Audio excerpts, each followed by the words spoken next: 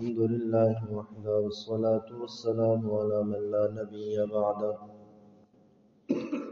أما بعد فأعوذ بالله من الشيطان الرجيم بسم الله الرحمن الرحيم وعباد الرحمن الذين يمشون على الأرض هونا وإذا خاطبهم الجاهلون قالوا سلاما والذين يبيتون لربهم سجدا وقياما والذين يقولون ربنا اصرف عنا عذاب جهنم إن عذابها كان غراما إنها ساءت مستقرا ومقاما والذين إذا أنفقوا لم يسرفوا ولم يقتروا وكان بين ذلك قواما وعباد الرحمن کے بندے الذین وہ ہیں یمشون علی الارض ہونا جو زمین پر عاجزی کے ساتھ وقار کے ساتھ چلتے ہیں وَإِذَا خَاطَبَهُمُ الْجَاهِلُونَ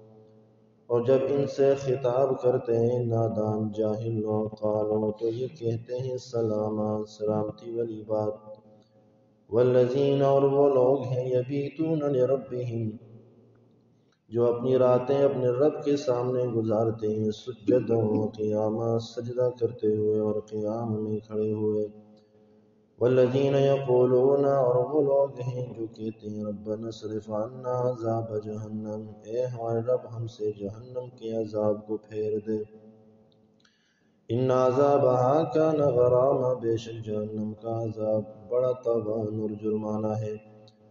انہا بے شک ساعت مستقر و مقامہ یہ دوزخ بہت بری ہے ٹھکانے کے لحاظ سے اور رہائش کے لحاظ سے والذین اذا انفقوا اور وہ لوگ ہیں جو جب خرچ کرتے ہیں لم یسرفوا اسراف بھی نہیں کرتے ولم یقتروا بخل بھی نہیں کرتے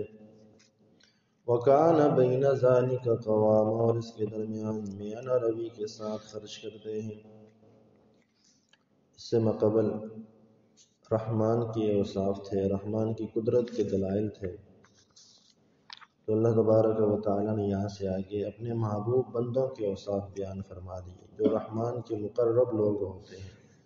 جو اللہ کے محبوب ہوتے ہیں جو اللہ کے قریب ہوتے ہیں ان کے اوصاف بیان فرمائے سب سے پہلی صفت یہ بیان فرمائی کہ الذین یمشون علی الارض ہونا وعباد الرحمن رحمان کے مقرب اور محبوب اور برگزیدہ بندوں کی پہلی صفت یہ ہے کہ الذین یمشون علی الارض ہونا جو زمین پر اکڑ کر نہیں چلتے تکبر کے ساتھ نہیں چلتے بلکہ وقار کے ساتھ عاجزی کے ساتھ ادب کے ساتھ زمین پر چلتے اور دوسری صفت وَإِذَا خَاطَبَهُمُ الْجَاهِلُونَ قَالُوا سَلَامًا جو جاہل لوگوں سے فضول بحث نہیں کرتے اگر ان سے ان کا آمنا سامنا ہو جائے تو سلام سلام کہہ کے کنارہ کشی اختیار کر لیتے ہیں وَإِذَا خَاطَبَهُمُ الْجَاهِلُونَ قَالُوا سَلَامًا دوسری صفت اور دوسری خوبی ہے عباد الرحمن کی کہ وہ جاہلوں کے ساتھ جھگڑے اور فساد میں شریک نہیں ہوتے بلکہ امن و سلامتی والی بات کر کے الگ ہو جاتے ہیں حوصلے کے ساتھ الگ ہو جاتے ہیں تیسری صفت والذین یبیتون لربہم سجدا وقیاما عباد الرحمن وہ ہوتے ہیں جن کی راتیں بستر پر نیند کی آغوش میں خراٹوں میں نہیں گزرا کرتی بلکہ ان کی راتیں رب کے حضور مصلی پر سجدے میں اور قیام میں گزرا کرتی ہیں اور یہ عباد الرحمن بننا اتنا آسان بھی نہیں ہے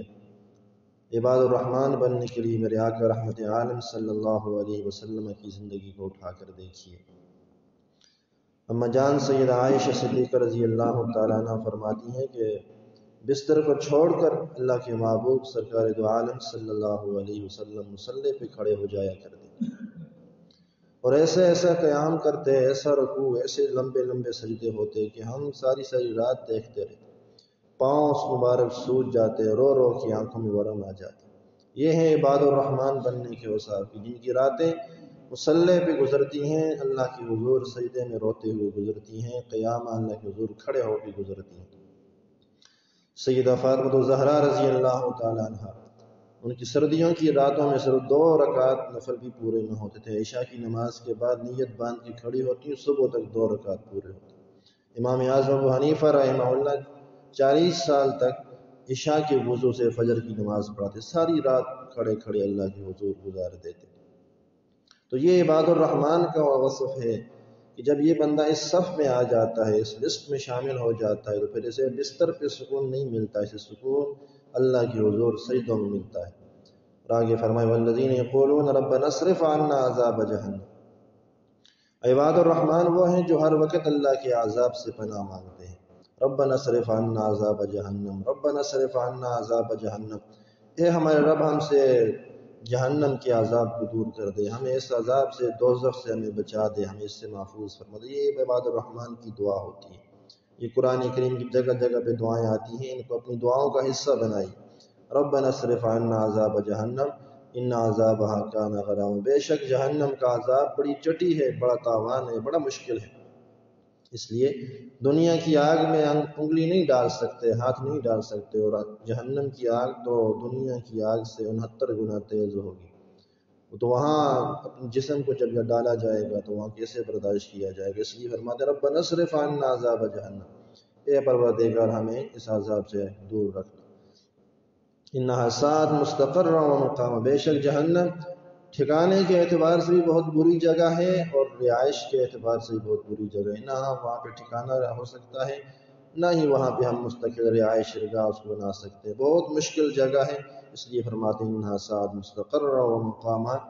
وہ ہر وقت دعا کرتے ہیں کہ اللہ ہم سے اس عذاب کو دور رکھ، جہاں نہ بیٹھ سکتے ہیں، نہ کھڑے ہو سکتے ہیں، نہ عارضی طور پر رہ سکتے ہیں، نہ مستقل طور پر رہ سکتے ہیں۔ اور اگلا وصف یہ ہے والذین اذا انفقوا لم یسرفوا ولم یقتروا وکان بین ذلک قواما، مال خرچ کرنے کے عام طور پر 3 طریقے ہوتے ہیں۔ دو سے شریعت نے منع کر دیا ہے، ایک کی شریعت نے ترغیب دی ہے۔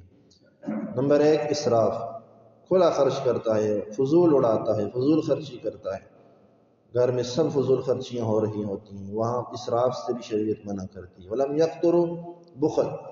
گھر میں جو چیز ضرورت ہے وہ بھی لا کے نہیں رکھتا۔ ولم یقتروا، بخل سے بھی شریعت منع کرتی ہے۔ وکان بین ذلک قواما، شریعت نے جو حکم دیا میانہ روی کا حکم دیا، نہ زیادہ اڑاؤ نہ زیادہ بخل کرو، بلکہ ضرورت کے مطابق خرچ کرو۔ تو 3 طریقے مال خرچ کرنے کے آتے ہیں اس آیت مبارکہ کے سامنے۔ اسراف سے بھی شریعت منع کرتی ہے،